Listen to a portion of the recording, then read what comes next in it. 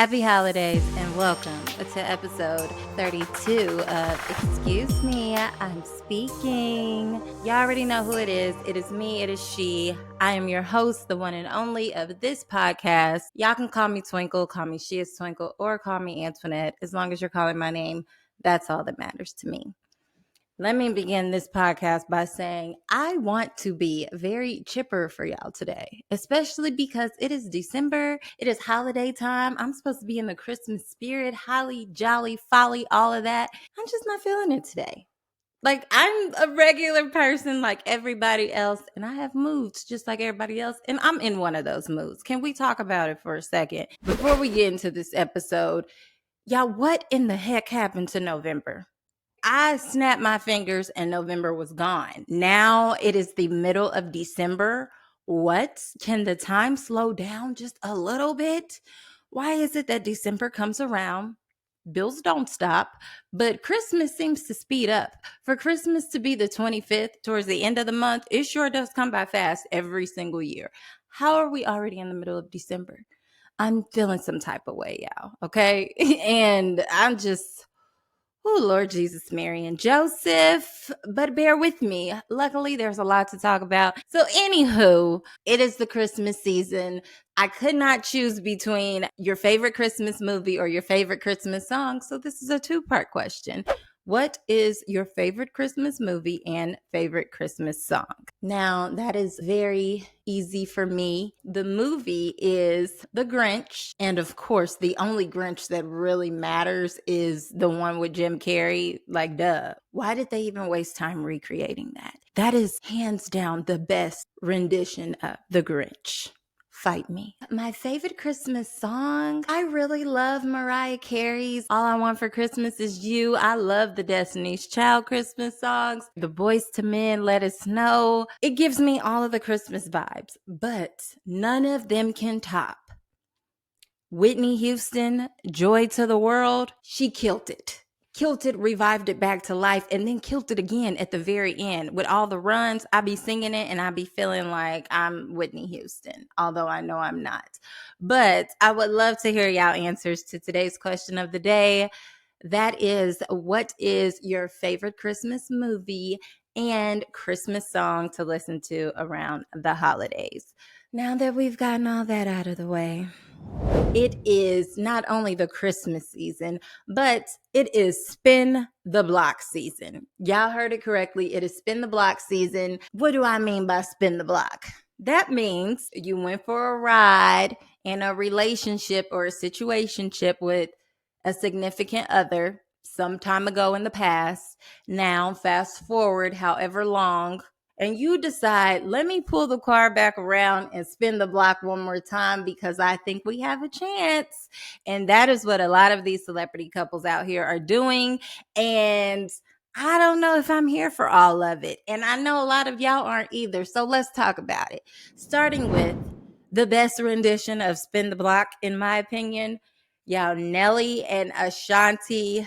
I feel like I know them personally. Is it just me? If you go and look up a picture of Ashanti right now, Ashanti looks like she has not aged a day in her life. And if she has aged like fine wine. So has Nelly. Nelly is all of 49 years old and does not look it by far. And Ashanti is 43.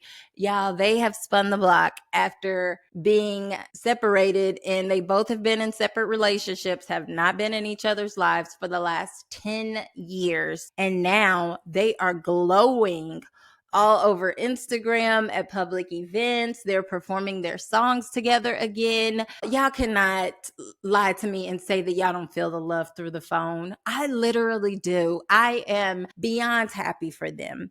But to put 20 on 10, okay? To dig a little deeper, Ashanti and Nelly have somewhat announced that they may be expecting. Okay, not expecting a record deal, not expecting a new car, but expecting Ashanti's first child between the two of them. And I was like, I'm here for it. She looks so happy. He looks so happy. The way they smile at each other. I could only be happy for them. Oh, but the masses are not happy. Yeah, I hate when people are living their best life and then all of a sudden somebody wants to ride by with a dark cloud over their head. Now, I can't say that I haven't been guilty of that because wait till I get to the next couple. I'm going to be guilty of it. But for Ashanti and Nelly, they look happier than happy. Meanwhile, there are people online that are saying, why in the world would she wait 10 years to get back with him and be happy to become a baby mama and not a wife? Okay. I cannot say I don't understand the people's sentiments. However, they are celebrities. We assume that they share every second, every moment of their lives with us. I believe that there's a lot of celebrities out there that could be secretly married, secretly engaged, but it ain't none of our business. We just keep prying and we're probably assuming, but how do y'all know that's not the case? How do y'all know that some of these celebrities want to get married? Now, them getting married, they got to start talking prenups, postnups. They got a lot at stake here. So I think that's the reason why some celebrities decide, I don't even want to go into that legal covenant if they're looking at it from that aspect rather than a spiritual aspect. Okay, y'all stick with me. A lot of these celebrities, they need to do like Oprah. Oprah, we don't know if she's married to Stedman, if she's not married to him. I personally don't even know what the man looks like. I don't know if they're on good terms or if they're on bad terms. I don't know if he cheated on her. Nobody would ever know because what does Stedman look like? She barely talks about him, but from time to time within these past few years, she might mention his name. So that lets us know, oh, well, they must still be together. Her keeping their relationship under wraps, that's obviously what's kept them together because all the public ridicule doesn't affect them because she hasn't made that everybody else's business. I think that that's probably what would work best for a lot of these celebrity couples because they're regular people. You can't tell me that a lot of our opinions don't get to them and it doesn't affect their relationship. Speaking of public opinions affecting relationships, Cardi B and Offset, yeah, they stress me out. They are like the couple that if they argue, you need to take their phones away from them, cut off their Wi-Fi. Y'all are married. Every single time they get mad at each other, they put on Instagram that they are not together no more. They are getting a divorce. They're breaking up. And next thing you know, they've spun the block again and they ain't never parted ways. They're still together. So as of right now, Cardi says they're not together. There are rumors out there that Offset allegedly cheated on her with Krishan Rock, which if that's true, Offset, you're tripping. But anyways, Offset says it's not true. Cardi B said she doesn't care because she's not with him. Now, we'll see. They are a married couple. They do this a lot. They fight publicly and they get back together publicly. They break up and then they spin the block publicly. At least they keep us updated because at this point, we're invested. Moving right along. Yeah, the third celebrity couple, Tamar Braxton. I typically love Tamar, but I will call her out if she's wrong. I talked about her on an episode earlier this year, her reality TV show that was on Peacock, and she was looking for love. She did find love on that show, and she got engaged to one of the contestants. His name was Jeremy Robinson, but we know him as JR. Within these past few months, they had broken up. JR makes sure that he let social media know that he broke up with Tamar and she had negative energy and he needs to heal from that and clear his mind and he only wants positivity around him. Throughout this time where they were broken up, JR was out here living his best life. He was dating around and more importantly, he was dating other known celebrities, reality star celebrities. This reality star is known for being on Love and Hip Hop. Her name is Tommy. She's about that life. She has a lot of mouth. She basically does not have anything to lose. She will read you your rights in 2.5 seconds. But she's a pretty girl. JR takes her to a basketball game. They weren't even serious, but JR made sure that he took a picture of them and recorded them at the game. Obviously, he knows that people are going to tag Tamar in this. Tamar is going to see it. Well, a matter of weeks later, Tamar and JR are seen at a different basketball game and they have announced that they are back together. Then JR takes it a step further, goes on Instagram and posts this really long message about her and his relationship and how he was just so hurt while they weren't together. And thank God that God brought me back to my love. Yada, yada, yada. I love her so much. She fought for me. He made it be known. Y'all remember I broke up with her, but she came seeking me and fought for me. And now I'm happy to be back with the love of my life, Tamar Braxton. So, just when you think it's over, Tamar is on tour, and Tamar has her moments, and she says to the crowd, I went and got my man back. Y'all think I'm going to just let him go because he took some crackhead to a basketball game. And I said, Tamar, why? Like, why did you do that? You were asking for smoke. If you don't want the smoke, like, oh Jesus, what were you thinking? You already know this girl is not gonna back down from a fight, and she ain't did nothing to you personally. She wasn't dating your man because y'all weren't together. Now y'all together, and you wanna speak up and say something, girl. You should have just kept it cute and kept it mute. Now that she said something, she reignited a fire. This is the danger of spinning the block. If you spin the block, in that time that y'all were apart, what did this ex-significant other say about you or reveal to others? I don't know if your significant other was upset or they just thought y'all were never going to get back together. So they said, it's all good. Nothing is off limits. I'm going to tell you how I really feel about her in this moment. That is exactly what happened in Tamar's situation. Tommy gets on live and she was able to divulge so much information about what physically went down between her and Tamar's now reconnected boo, and everything that JR said about Tamar and her show and who she is as a person that was negative. Tommy had all this ammunition and was just firing shot after shot after shot.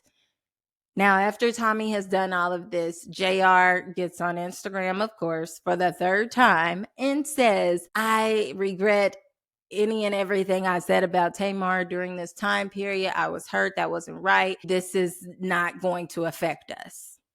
Okay. Saving face publicly, right? Okay, great.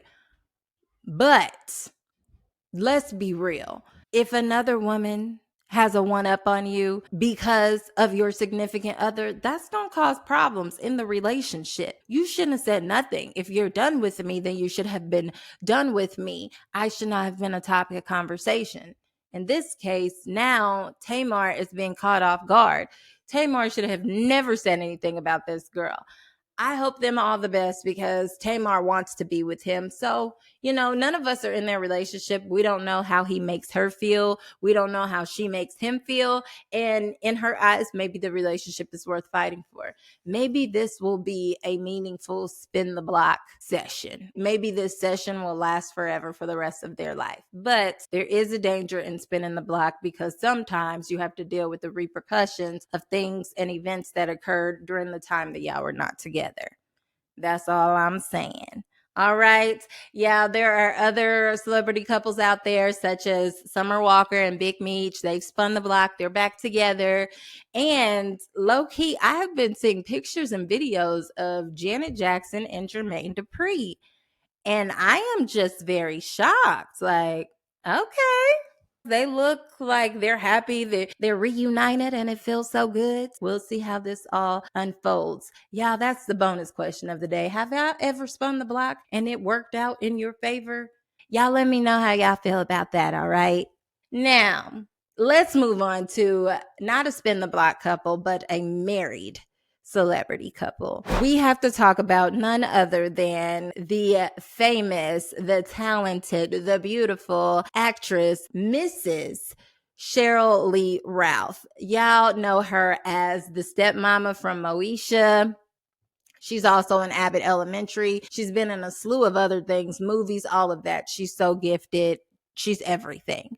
Yeah, Sheryl Lee Ralph has had a bi-coastal marriage with her husband of 19 years. Yeah, I heard it correctly. I said bicoastal. I've heard of holy matrimonies. I've heard of open marriages. I've even heard of polygamous. I don't think it's legal, not in the US, but there's some people that have multiple wives. But y'all, she has in real life been living a successful bicoastal marriage for going on 19 years. They were married later in life when she was about 47 years old. They do not have children together, but they both have two kids each from previous marriages. Sheryl Lee Ralph, she is an actress, and so her career has been consistent. She has been living in Los Angeles, California, while her husband has been living in Pennsylvania because he is a senator. So, of course, that's where he has to reside. I don't know how it's worked, but now she is coming out publicly saying that after going on 19 years, she is so excited that she will be moving in with her husband. She is moving to Pennsylvania.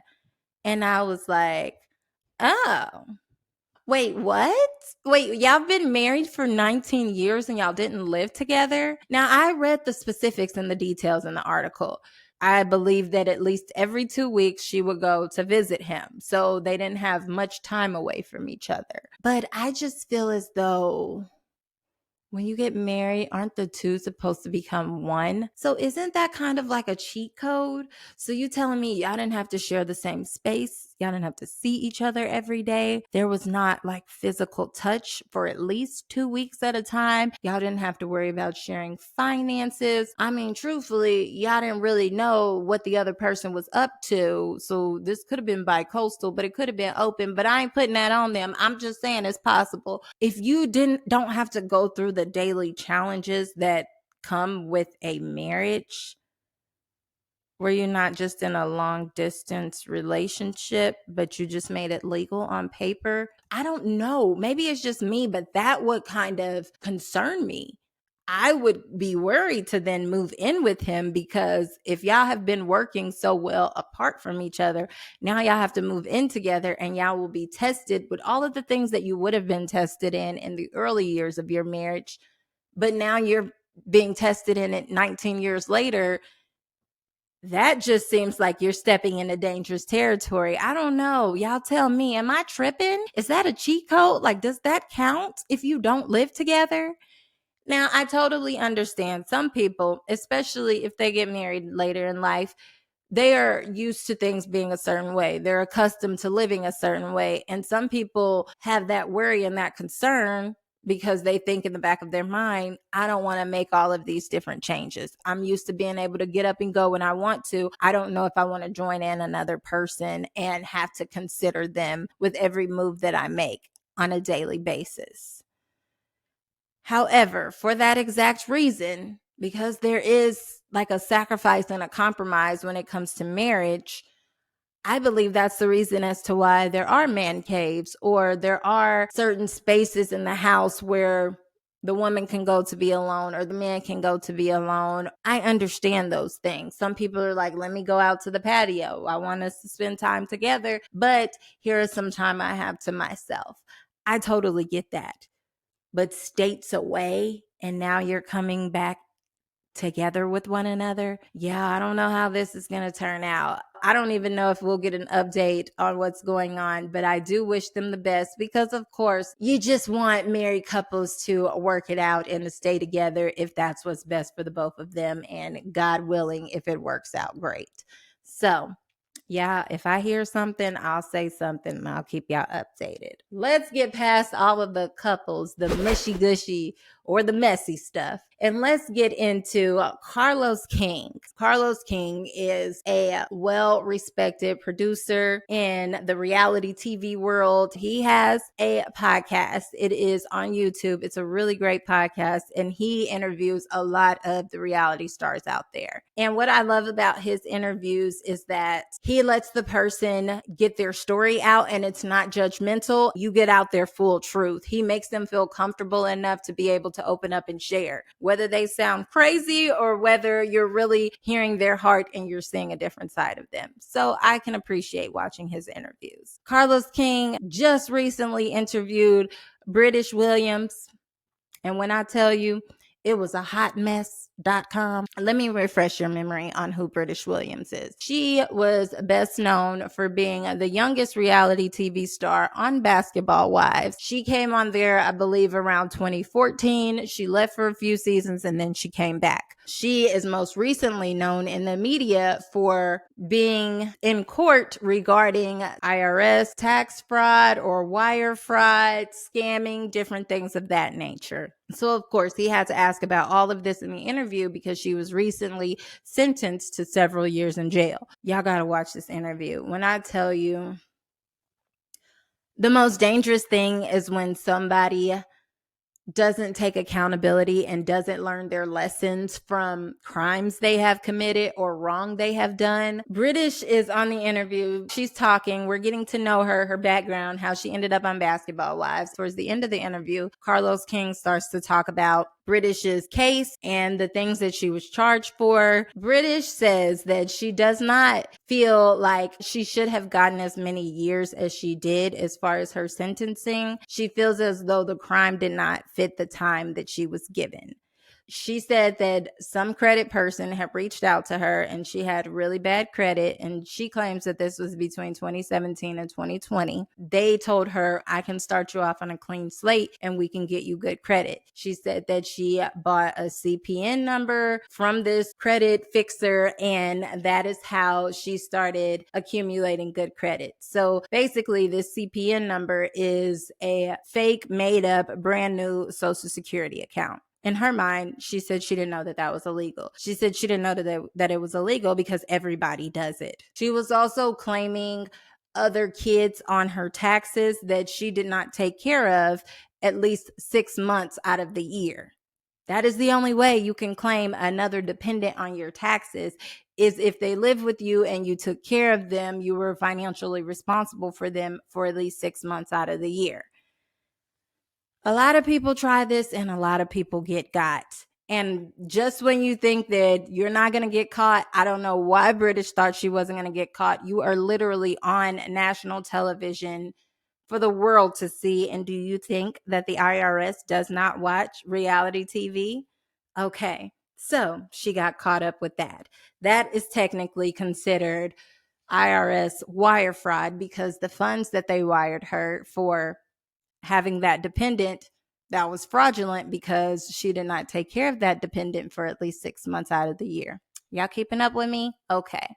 So in British's defense, it doesn't make sense, but she says she feels like she wasn't harming individuals. She didn't affect anybody's life. She isn't like other scammers out here that steal people's retirement or their life savings. She didn't steal money from an actual person. She didn't affect anybody. So she doesn't understand why she was punished so harshly. So in my mind, she's still not taking accountability for the crime she did commit. You know that it's wrong to just buy a fake social security number and just start over. And that's also how she got a $46,000 PPP loan as well with this newfound credit using the tax information from the previous 2 years with the dependent on there that was not her actual dependent. Y'all following with me? So basically, a lot of the actions from her past just kept catching up with her, kept catching up with her. She thought she was getting away with something, but really it just came back to bite her in the butt. And yet still to this day, she is saying that she doesn't understand why she received so much time because she didn't affect anybody personally. Now pause. I'm sure if there was a cheat code in life, and we could all just get a new social security number tomorrow, just brand new, and start fresh, we would all do that. And that would be illegal, okay? I don't understand what she has not learned out of that. I believe her daughter is only around 5 years old. She feels as though the criminal justice system shouldn't be tearing families apart. I was side-eyeing her watching this whole interview because if you do the crime, you're going to do the time. I talked about this on last week's podcast episode. I said a lot of us parents out here have to recognize that the things that we do as adults, you think that, oh, this has nothing to do with my child. This is not going to affect them. But your actions have consequences, and it could come back to affect everybody connected to you. British was saying she was doing it for good reason. It's hard out here. She was taking care of her family. She was trying to help her sister get through school. She was trying not to have her house foreclosed. She said she had to do what it took. She had to take the load of the family's finances and financial responsibilities. I totally get it. All of us have responsibilities out here, but you got to do it the correct way. You have to do it the legal way. If you try to take a fast route, there is no fast route. There is no cheat code in life. This is not a computer game. There will be consequences. Some people think they're getting away with it now, and then they keep doing it. And then it comes to bite them in the butt in the future. I hope with her having to turn herself in at some point that she does actually learn her lesson from this, because I would hate for her to repeat the same mistakes, or even for young girls to watch her and to understand and to side with her. Life gets hard for all of us out here, but you got to play with the cards that you're dealt. Come up with a new strategy, regroup, and figure it out in the most legal and effective way for your family. Because the moment you start pulling cards from under the table, or you start dropping cards down below and you try to cheat, it never works out in your favor. I hope that was a lesson learned for everybody that has watched her story throughout the years, and specifically that interview. It was a mess.com, and I couldn't. Okay, y'all go watch it. Y'all let me know what y'all thought of it. If y'all already watched it, please comment your thoughts below. Getting into something more fictional, because I can't deal with the reality mess anymore. Netflix be coming out with some bangers from time to time. And the most recent hit that has come out is a movie on Netflix called Leave the World Behind. It is one of those kind of psychological thrillers. If y'all are fans of Leonardo DiCaprio, he has a lot of movies. Inception is one of them that comes to mind. He has a lot of those types of movies where the ending is not clear. The ending is meant to leave you with lingering thoughts. The ending is meant to have you draw your own conclusions. And that is exactly how this newest movie on Netflix is. A lot of people had mixed reviews about it. Some people loved it. Some people hated it. I personally love movies that make you think. I like not knowing what's happening. I love the movie. It is about a family that goes on vacation to literally leave the world behind. They left the city of New York and they went into a little town. Weird things start happening, and there's so much symbolism in the movie as far as the pictures, the animals being aware that something weird is going on in the world, but the humans not catching on. And it is about two families that are now trying to figure out, is this the end of the world? Or is this a safe place that we're in? Or do we need to go and find shelter elsewhere? Yeah, it was really one of those doomsday type of movies where it makes you question yourself and say like, oh man, should we have like a shelter? Like, should we have a bunch of water and food stored away? Anything could happen. What if technology cuts out on all of us? So many of us are reliant on technology, our cars, everything is going AI and smart cars and even self-driving cars. I have never trusted that. But what if it all just quit on us? And we didn't even have electricity. We had to rely on our own skills and hunting and our ability to keep our families safe and warm through whatever the world throws at us. And when it comes down to it, human nature, are we good at heart? Are we bad at heart? Are we evil? Do we trust each other? If it came down to it, could we really work with one another for survival? Or would it be survival of the fittest? It's a lot of questions, but it's a good watch. So definitely watch that. Now, just for some really quick wrap ups to wrap up this show, because I done talked about a lot. I done gave y'all a lot of homework and stuff to go and watch. And I'm really glad I'm doing this podcast right now, because I was really not in the mood earlier. And podcasting obviously makes me happy. But anywho, back to the quick wrap ups. In our first quick wrap up, we have Queen Naija. She has come out with an EP, which I don't really understand what an EP is, but it's basically like a mini album. She has 10 songs and it is called After the Butterflies. Now, if y'all are familiar with her music, she has a song called Butterflies that basically describes her relationship with her current man, Clarence. Shout out to Clarence. It's butterflies and basically how she gets butterflies in her stomach every time she sees him, and he's like her world, right? On her second album, she had a Butterflies Part 2. Now, on this EP, the EP is titled After the Butterflies. And when I tell you, I was like, dang, Clarence, what you do? Like, every single song was like, you know what? We're in year 5 of our relationship and I'm about sick of you. Okay. The butterflies are gone. And now we're about to have a real conversation. But I liked it because it does relate to real life. And I think in her instance, because she's in her 20s, when she first met him, she was earlier in her 20s. Now, as she's gotten older and matured, she's probably more sure about herself. So now, some stuff that used to fly when she was in her early 20s, it does not fly at nearly 30 years old. So I'm sure a lot of people can relate to that. But let me just give y'all the rundown of her track list, what the name of the songs are, and y'all can draw y'all conclusion from there. Song number 1 is titled Fading Away. And low key, it's a bop. It's a good song.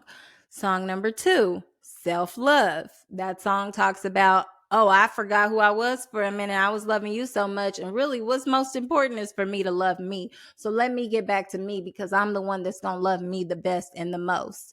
And I said, okay. I'm a little worried, but that is important. Love you. But okay, the butterflies are definitely gone. Song number 3, One of Them Days, featuring Monica. Now, y'all already know Monica is one of the R&B queens. If you have a song with Monica in there, Monica is amazing at breakup songs. Like, she's good at love songs, but the two of them together on this song, it was a good duo. So definitely take out the time to listen to that. The next one, Truth Is. Song number 5, Another Me. Song number 6, Words of Affirmation. Okay, let me speak positivity to myself. Beyond the relationship, who am I? Okay, where do I stand? Moving on, number 7, Taboo. Number 8, All or Nothing, featuring LMA. And number 9, No Fake Love. And wrap it up with number 10, Soul Tide. She was in her feelings. She was emotional on this album, but it's a good vibe. It's a good listen. A lot of us can admit that we do like when artists sing breakup songs. Come on now. Do y'all like breakup Mary J. Blige, or do you like happy Mary J. Blige? Do you like Not Gonna Cry Mary J. Blige, or do you like Just Fine, Fine, Fine, Fine? That song drives me nuts, obviously. We all like a lot of the breakup songs. We like the breakup songs from Keisha Cole. Now, we want the artist to be happy, but the breakup songs is what really like gives it the soul. Maybe they felt it a little bit more, y'all.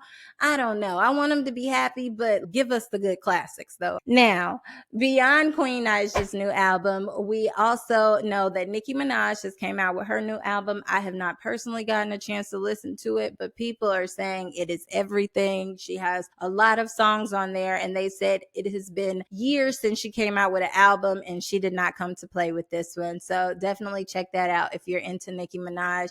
I'm going to give it a listen myself over this holiday season, and I'm going to let y'all know if anything stands out to me.